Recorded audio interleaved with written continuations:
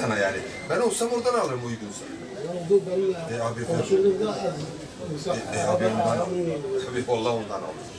Yani yap. Aynen. Onun bir de şeyi var abi. Şöyle macun hali var. Bu ballıdır. Bu sade. İyi geliyor. Hem mide hem varsa. Tabii ki her ikisinde bir şimdiye kadar alan müşterilerimiz yok. Bire bir diyor, bire bir. Bak 100 gram burada, sen 200 gram yine koyarım ben.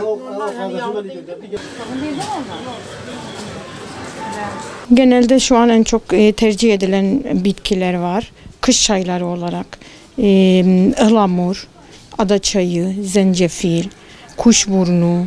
Bunları genelde daha çok tercih ediliyor, kullanılıyor. Çok da faydaları var.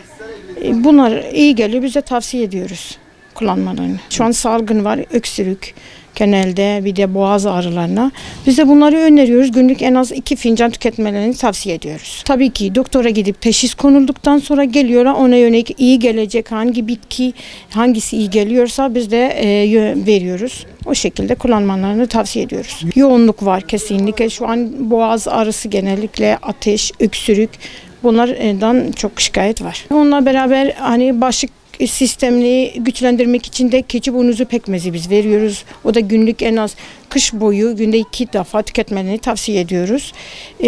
Çaylarımız da aynı şekilde dediğim gibi kuşburnu olsun, ıhlamur olsun, günlük 2 fincan tüketilsin. Zencefil macunumuz var. Onun da bütün üst solunum yoluna iyi geliyor. Onu da tavsiye ediyoruz. Damla sakızı diyebilirim. Astım, bronşit. Onun için akciğer için hepsi onun için bayağı iyi geliyor. Onu da veriyoruz. Bir de dediğim gibi zencefilli macun. O da bütün üst solunum yoluna, astım, bronşit, öksürüğe, nefes darlığa, onu da çok öneriyoruz. En iyi giden macunlarımızdan bir tanedir. Günlükte kullanılabilir çaylarımız var.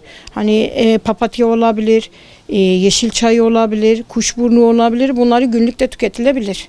En azından hastalanmaya gerek olmadan da bunlar rahatlıkla kullanılabilir. Hocam şöyle kudret narlı macun aldım mide için. Mideye faydalı diye aldım. Bu da kudret narlı macun.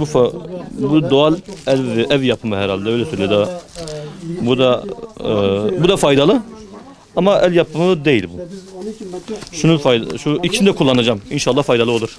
Kış aylarında sürekli alıyor musunuz? Bitki çaylarını alıyor musunuz? Sürekli kullanıyorum. Hani faydasını da görüyorum yani. Tavsiye ederim yani, herkes kullansın.